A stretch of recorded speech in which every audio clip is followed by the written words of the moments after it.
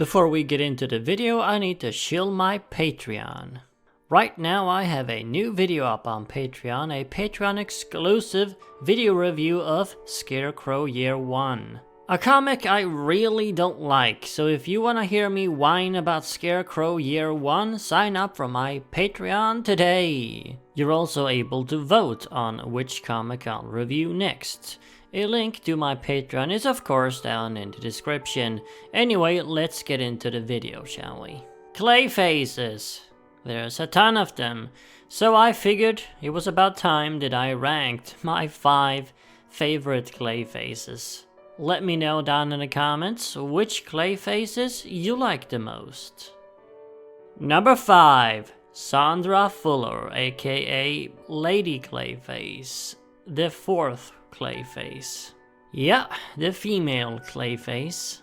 And I mean, that's essentially all she is. They just wanted a female version of the shape-shifting Clayface, so they created that. There's not really a whole lot more to her.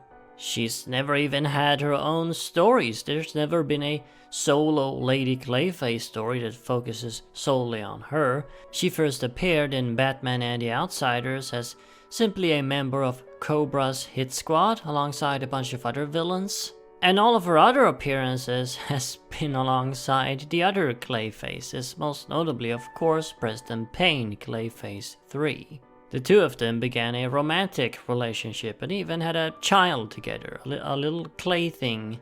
And this relationship, this family she has with Preston and their child is really the only thing that makes her interesting.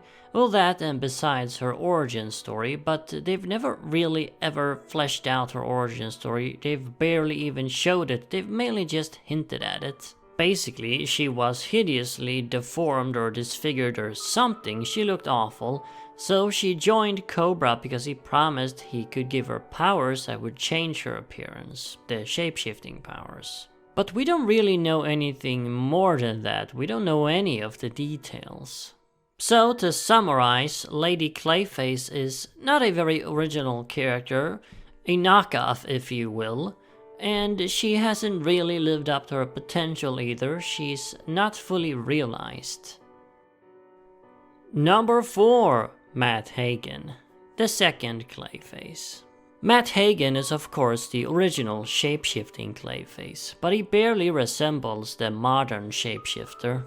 His most famous appearance is probably in Batman the Animated Series, but on that show he was essentially a different character. He was Basil Karlo really, the first Clayface, but they just called him Matt Hagen instead for some reason. In the comics, Matt Hagen is not an actor. He is, believe it or not, a deep-sea treasure hunter. That's right, a guy who searched for treasures in the ocean.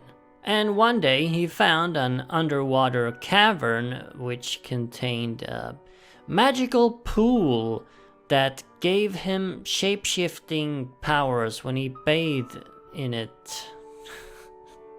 I know, it's very silly, no wonder they scrapped all that for the animated series and just made him Basil Karlo instead. In the comics, Hagen is usually also depicted as pretty much a thug who happens to have these incredible powers. So, not the most interesting character. But there are a handful of really good Matt Hagen stories in the comics, believe it or not. And that's where all of his credit really comes from. These stories usually depict his transformation as something monstrous and tragic, and that's really the only way to make the classic Matt Hagen work, to make him good.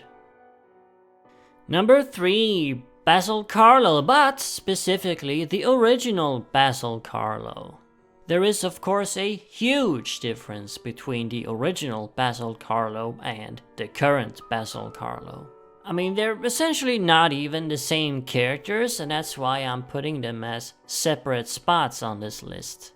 Basil Karlo is of course the first Clayface, the first Batman character to carry the name Clayface. He was created in the early 1940s, and originally he was simply a former actor who became a serial killer. He had no powers, no shape-shifting powers, no powers whatsoever. He wore makeup on his face that gave it a clay-like appearance, hence the name Clayface. Basil Karlo was a horror actor in the vein of Boris Karloff and Bela Lugosi, and he was most well known for a horror film called The Terror. And years after The Terror was released, the movie studio decided to make a remake of this film with a new cast and crew, and this infuriated Basil Karlo. He couldn't stand that his version of The Terror would be overshadowed by a new one, so he decides to kill off the cast and crew so that the picture won't be made. And he does this while dressing up as this Clayface character, this mysterious killer.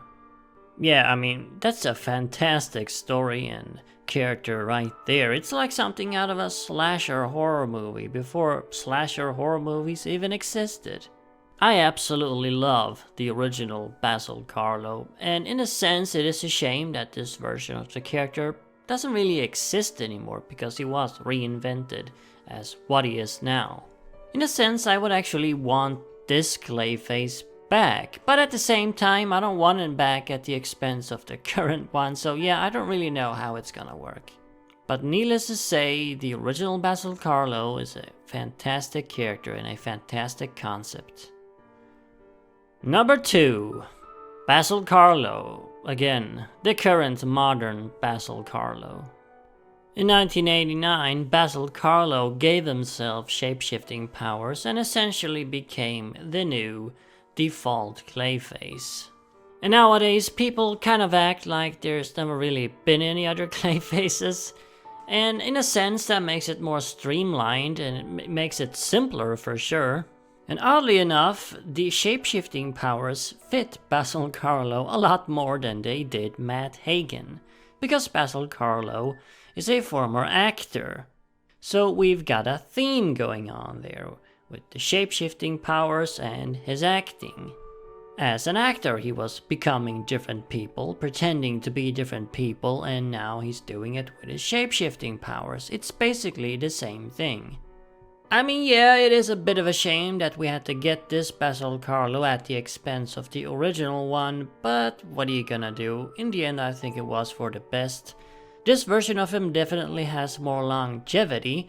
The original was fairly limited due to his motivations and him simply being a serial killer. And my number 1 favorite Clayface is Preston Payne, the 3rd Clayface. Yeah, I mean, if someone put a gun to my head and told me I had to pick one favorite Clayface, I guess I'd go with old Preston.